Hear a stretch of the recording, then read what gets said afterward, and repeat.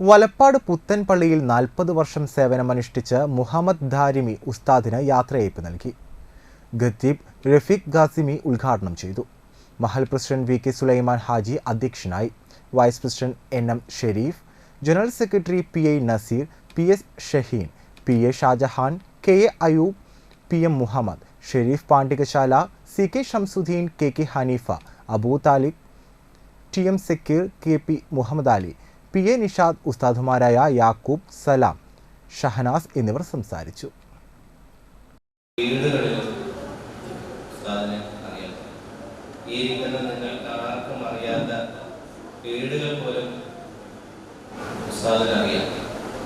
കാരണം 8 വർഷം ജോലി, ഞാൻ ഒരു സ്ഥലത്ത് 8 വർഷം ജോലി ചെയ്തു. പക്ഷെ ആ സ്ഥലത്തെ എനിക്ക് എല്ലാം അറിയാം.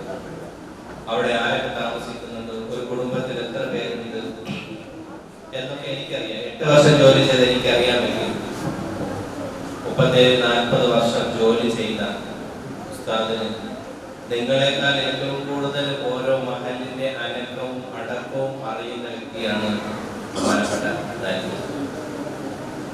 അതുപോലെ തന്നെ അദ്ദേഹത്തിന്റെ എന്റെ വ്യക്തിപരമായി പറയുകയാണെങ്കിൽ ശാന്ത സ്വഭാവമുള്ള, എന്ത് പറഞ്ഞാലും അതനുസരിച്ച് പ്രവർത്തിക്കുന്ന